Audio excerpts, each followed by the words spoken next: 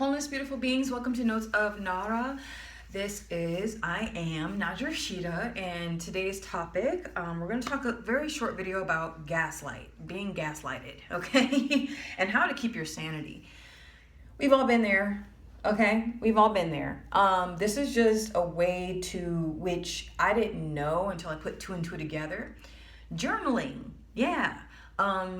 And for those of you, and listen, because I teach special education, so I'm very aware that there are different modalities of expressing your thoughts and your feelings. So for those of you who are dyslexic or have any issues with reading or writing, do this instead. Make videos and document those videos. So this is how you do that.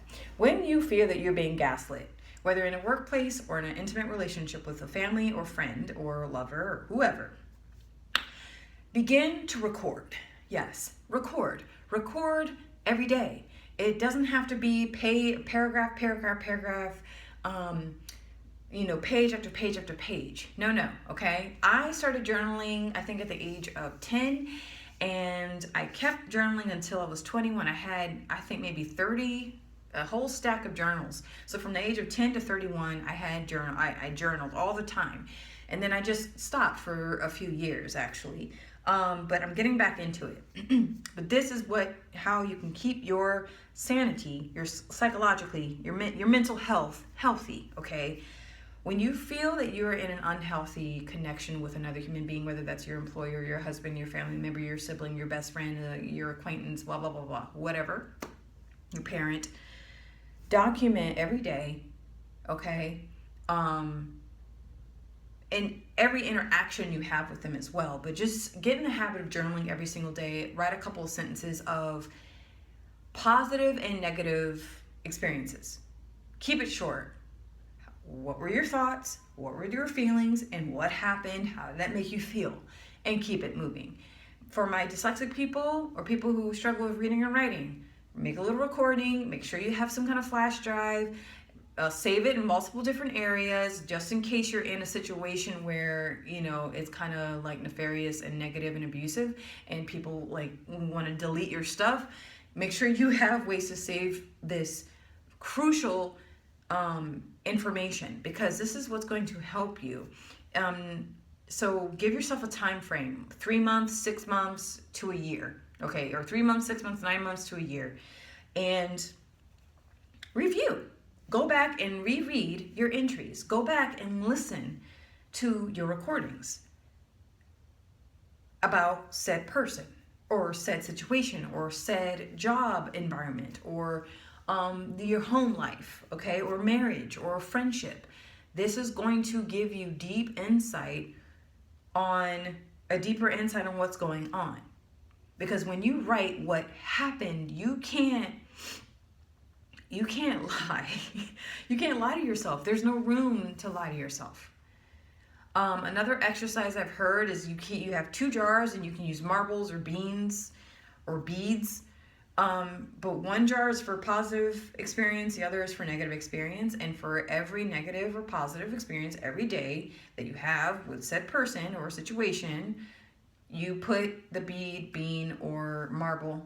And by, let's say, the end of the month or when it's full, you can see the truth of the situation. Because a lot of the time, especially with human relationships, and there's an emotional attachment with family or friend or lover or husband or wife or whoever, we will trick ourselves. We will forget a lot of the time when that was an abusive moment, or something was said out of turn, and we trick ourselves. Oh, okay, they just slipped up. Oh, I'm not going to make a big deal out of it. Or, oh, I made a big deal out of it. Whatever happens, because a lot of the time it's all about what's adding to your life and what's subtracting from your life. And when you're actively documenting from a day-to-day, on a daily basis, you're going to get an honest outpour of what's really happening in your life. Okay? And I wish I would have done that during, I think, the year 2020 all the way up till now. But I got the tail end or the beginning of 2023 all the way up to now, where I've written several entries, and it's interesting going back to what type of environment and mental space I was in, emotional space I was in, the work environment I was in. You know, it's very interesting when you begin to look back on your own time frame. And like I said in Cycles and Seasons, in that series of video, I talked about how journaling is a great way to predict your own future, to kind of see and study your own patterns when it comes to what's happening in your day-to-day life. You can actually, if you map it out correctly, make certain predictions for yourself, which, you know, I can always get into, but I just wanted to share that with you because being gaslit, I see it on a day-to-day basis. I see it a lot at the schools. Teenage boys do this a lot, okay? It's almost like you see a student shove a student, and then you call them out like, hey, don't do that, don't shove. What are you talking about? I didn't shove anybody. What are you talking about? I didn't do it. And you're like, I literally saw you. What? You're crazy. I don't know what you're saying. I don't know what you're talking about. And you're just like, what? And it happens habitually. And if 13, 14-year-olds, and I call them out on it, I tell them about gaslighting because they need to know. They need to know, okay?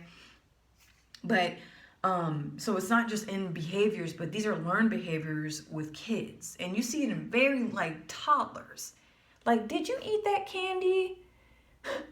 And they have, like, or some blueberry muffin or something, or not icing, cake with blue icing, and you see the evidence all over their face, and it's all over their body, and they're like, no, I didn't eat anything.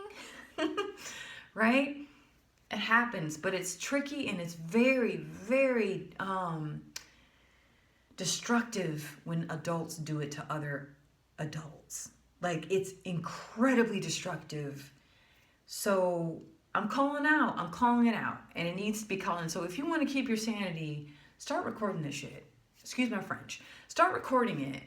That way you can keep yourself together and not completely lose it. Because over time, you just you turn into someone you're not. You become a very doubtful person, very submissive, very, you're right, I'm the crazy one, I'm just making a big deal out of everything, and you're really not. So, with that, I hope and may this message find you well and whole, and let me know what you think, because being gaslit is infuriating. It's infuriating because when you know it's happening right in front of your face, and then someone says, no, it's not. No, it's not. I'm going to keep telling you it's not until you believe the lie, you know, and it's just, and what makes it worse is when no one else is around and it's just you and another person. It's a little bit easier, like let's say in a workplace, it's a little bit easier when there's numerous people, because 9 chances out of 10, someone's going to smell the BS. But when you're by yourself in an intimate relationship or with a family member, and they try to make you feel like you're like going crazy, that you're just making it up, it's infuriating. It gets to the point where you lose yourself in it, and then you start to actually doubt yourself. You know, so be careful, be mindful, be heartful, and use this practice of journaling, okay? I keep a journal. Where is it? It's right here. She'll be filled up probably within the next couple of months because I'm writing a lot.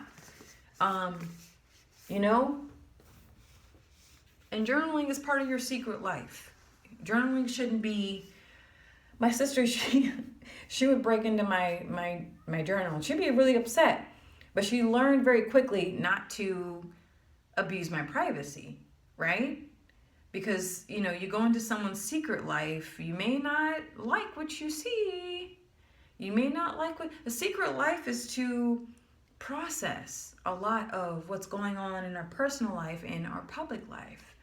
And every human being needs that. And when that's broken into, that's not a good time, right? Okay, so take care. Thank you so much for tuning in, and let me know what you think and feel.